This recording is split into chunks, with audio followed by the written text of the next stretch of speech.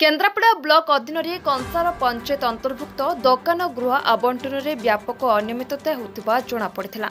अंचलवासी अभियोग पाइबा परे केन्द्रापड़ा बीडीओ श्रीमती वंदना खटुआ तत्वावधान में सरकार नियम अनुसार पंचायतर सरपंच जरिए प्रकृत हिताधिकारी चयन कर स्थानीय सरपंच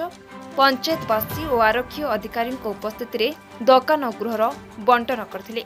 ए कार्यक्रम में अंचल बहु व्यक्तिविशेष माने जोग देथिले। अनेक दिन अपेक्षार अंत घटे कार्यटी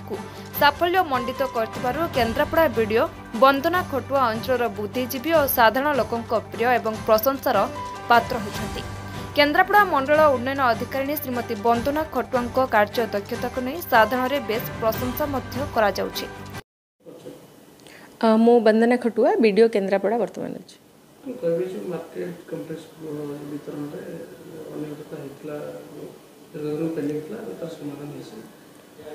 आमर कंसार पंचायत रे 14टी मार्केट कॉम्प्लेक्स गृह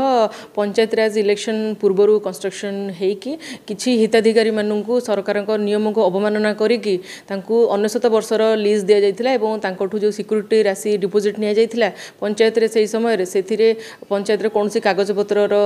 नथिला एवं कैशबुक की पासबुक रे कोठी डिपोजिट हबार भी कोनसी संधान नथिला जोथिरे कि तांकु जेतेबेले नूतन सरपंच विजय होगी आसिले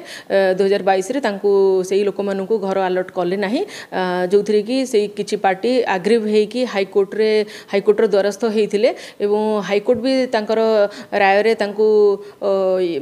केस को डिस्पोज करिकी कहिथिले जे सेथिरे कोनोसी सत्यता नाही कि तांकु घर देई हबो नाही बोलिकी एवं से माने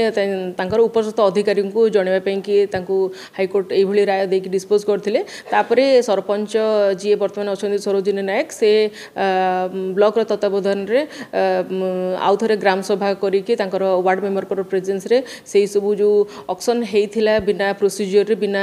गवर्नमेंट रो गाइडलाइन रे ताकू ग्राम सभा थ्रू रे कैंसल करैले रिजेक्शन करिके तांको नोटिस करिके देन तापरे रीऑक्शन करिया पई कि ब्लॉक रो परमिशन नेकी ताकू रीऑक्शन करैले एवं प्रॉपर प्रोसीजर फॉलो करिके जेमति जहा ओडिसा ग्राम पंचायत एक्ट रे जहा गाइडलाइन रे अछि सेही भली से तार प्रॉपर प्रोसीजर फॉलो करिके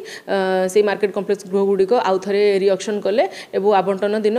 पुलिस रो प्रेजेंस रे एवं मो प्रेजेंस रे से लोक मानकु घर को हैंड ओवर करले। ये अनुष्ठान उद्घाटन करा गला हाँ सोमवार दिन तार आनुष्ठानिक भाव उद्घाटन करा गला एवं से घर गुडी खोलिला पर देखा गला जे सेथिरे वायरिंग हेइ नथिला तार तेनुकरी जो सरपंच बर्तन अछिन से तार वायरिंग करी घर रो पुनर आउटिके मरामती करिकि से लोक मानकु जेमति तांकर बिजनेस सेठी स्टार्ट करि परिबे से भलिया व्यवस्था करिकि तांकु घर हैंड ओवर करछ। केते जण बेनिफिशियरी दर उपकृत होय एथिरे 11 जण बेनिफिशियरी को सिलेक्ट करा हे जाइछि तो 11 जण बेनिफिशियरी निहाती भाव उपकृत हेबे। पूर्व Odisha bureau chief Debashish Singh report Nirmala TV.